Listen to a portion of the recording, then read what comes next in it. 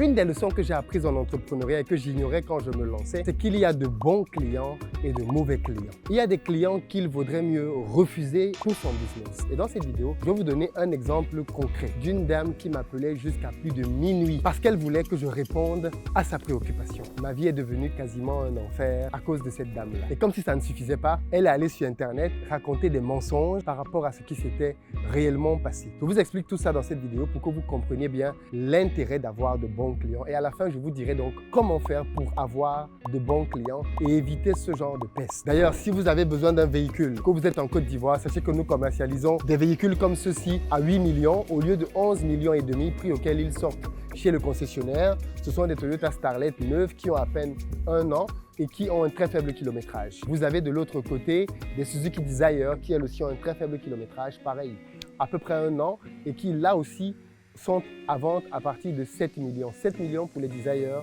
8 millions pour les Starlet, prix non négociable. Vous avez un numéro qui s'affiche, vous nous appelez dessus, c'est parti.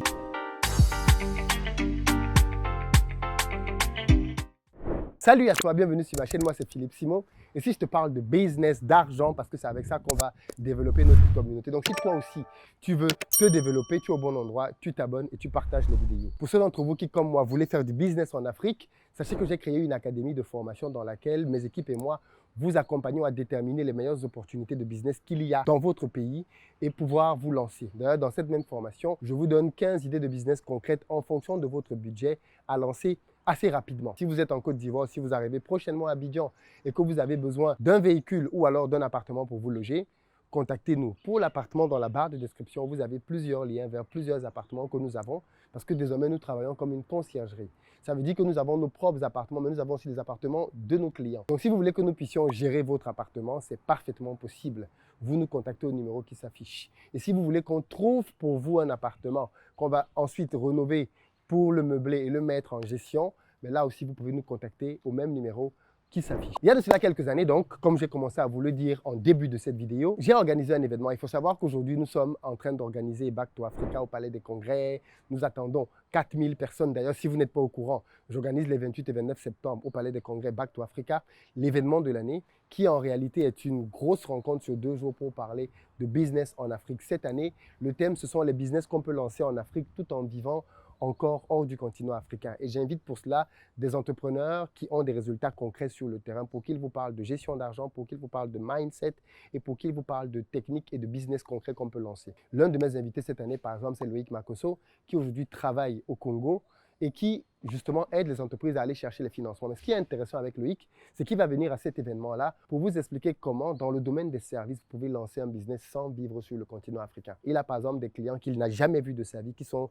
sur d'autres pays et parfois même hors du continent africain. Il est donc parfaitement possible, quand on est architecte, quand on est dans une profession intellectuelle, de faire du business sur le continent africain sans avoir besoin d'y vivre. Mais ça, les amis, c'est à Back to Africa, ça va se passer. Et on vous expliquera comment implémenter ça étape par étape.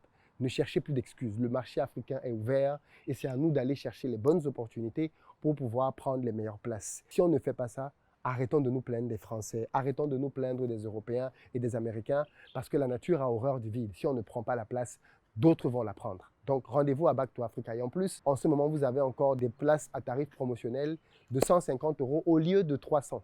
Donc, vous êtes là à moitié prix. Mais ça, les amis, ça ne va pas durer éternellement. Dès qu'on arrive au quota de places qu'on veut vendre à ce prix-là, on va commencer naturellement à augmenter les places. Pourquoi payer plus cher ce que vous pouviez obtenir moins cher?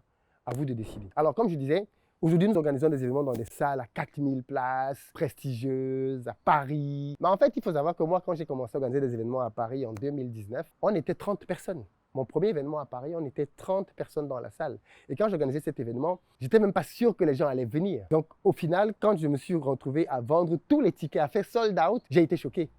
Et ce jour-là, je me rappelle bien, il y a encore des gens ici qui étaient là. Si vous étiez parmi les personnes qui étaient là en 2019, dans la petite salle qu'on avait louée, vous nous dites ça dans les commentaires. Mais on a vécu un moment énorme. On a travaillé ensemble ce jour-là. L'événement d'après, on est parti sur un événement à 50 places, après 150 places, après 200 places, après 300. Bref, on a progressé, ok? On ne vient pas de nulle part. Et puis on est arrivé au Palais des Congrès de Versailles où on a fait 1600 places et ensuite on est passé au niveau du Palais des Congrès de Paris à 4000 places sur 2 jours parce qu'avant en plus c'était sur une seule journée. Alors, tout ceci m'a appris bien évidemment beaucoup de choses dans l'organisation des événements business, notamment qu'il y a des clients qu'il faut éviter. De quoi je parle? Eh bien, tenez-vous tranquille.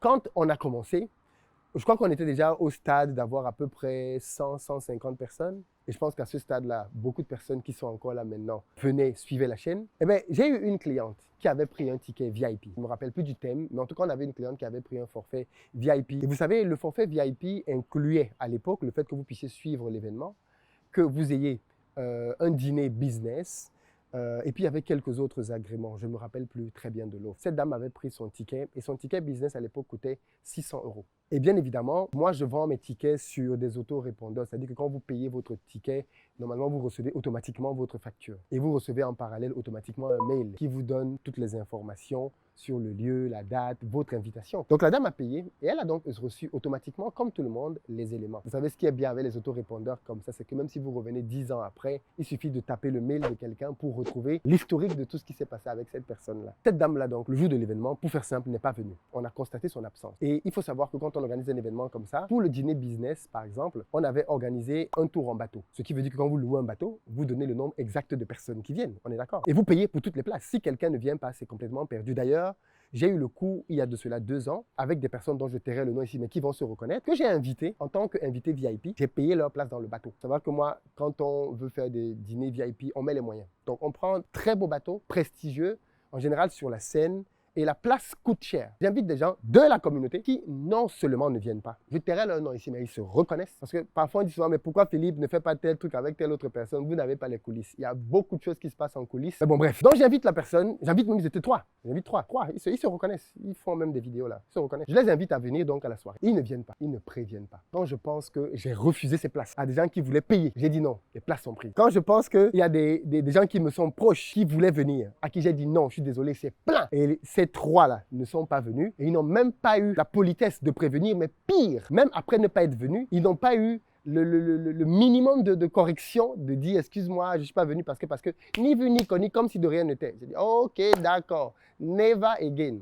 Aussi simple que ça. Donc depuis là, plus aucune invitation pour ces gens. Absolument plus aucune. Mais bon, bref, revenons à notre événement. J'arrive donc au jour du dîner, la dame n'est pas venue. Et qu'est-ce qui se passe? Tenez-vous tranquille. La semaine d'après, la dame appelle et elle dit oui, voilà, j'appelais pour prendre des informations par rapport à l'événement. Mais j'ai appris que l'événement s'est déjà tenu. Je dis madame, qui vous êtes? Parce qu'elle a discuté d'abord avec mon assistante de l'époque, Zeyna. Coucou Zeyna. Et finalement, après avoir discuté avec Zeyna, Zeyna me balance en disant que franchement, cette dame-ci, je ne sais pas trop quoi faire. Je lui dis, donne-lui mon numéro. La dame m'appelle donc une première fois. Je crois qu'il était 20 h, j'étais en train de manger, donc je ne décroche pas. Elle rappelle vers 23 h. Je crois que j'étais déjà quasiment en train de dormir. Mais elle n'appelle pas une fois, elle appelle 1, 2, 3, 4. Comme c'est un numéro inconnu, je me dis, ah, c'est peut-être quelqu'un que je connais qui est en détresse et qui est en train d'essayer de me joindre. Donc, je décroche. Je vais décrocher la dame vers peut-être minuit. Je vais rester au téléphone avec cette dame jusqu'à 2 h du matin. Écoutez bien, jusqu'à 2 h du matin, à lui expliquer que, en fait, madame, si vous n'êtes pas venue à votre événement, je ne peux pas vous rembourser parce que c'est ce qu'elle demande. Je lui dis, madame, je suis désolé, mais quand vous prenez un ticket, nous, on mobilise des frais pour vous permettre d'avoir tout l'accompagnement VIP. Vous n'êtes pas venu lors de la formation.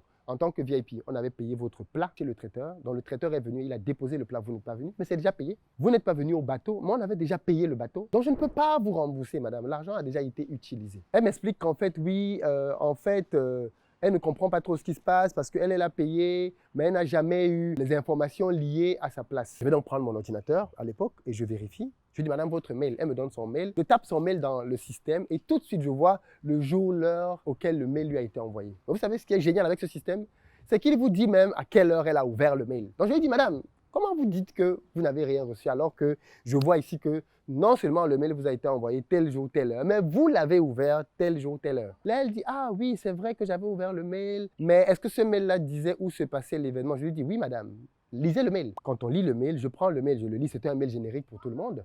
Ce mail dit clairement où se tenait l'événement. C'est le même mail que toute la centaine de participants a reçu. Et tenez-vous tranquille, tout le monde est venu, sauf vous. Ceux qui n'ont pas pu venir en avance, ça arrive, ont prévenu. On a trouvé des moyens de leur donner une compensation parce qu'ils ne pouvaient pas assister. Peut-être le replay ou autre chose. Mais vous, madame, vous ne nous avez pas contactés. On n'a donc pas pu annuler les éléments qui étaient liés à votre prestation. Et aujourd'hui, on ne peut pas vous rembourser. Elle s'excuse. Oui, vraiment, je suis désolé, je n'aurais pas dû, je suis d'accord, ainsi de suite. Mais bon, monsieur, quand même, il faut me comprendre. Moi, je tenais vraiment à venir à cet événement. J'ai mobilisé tout le monde autour de moi. Je ne parle que de vous. Tout le monde dit que je suis fan, ainsi de suite. Donc, vraiment, je me dis, ok, d'accord, madame, vous savez quoi? On va pas tirer de long en large, ok? Il se fait déjà assez tard. Donc, ce que je propose, madame, c'est que lors du prochain événement, parce que là, à cette époque-là, on en faisait un tous les 3 mois, je vous invite en VIP. Donc, considérez que pour le prochain événement, vous aurez une place VIP. Je ne lui dois pas ça, ok? Mais bon, je me dis, geste commercial, la dame, voilà.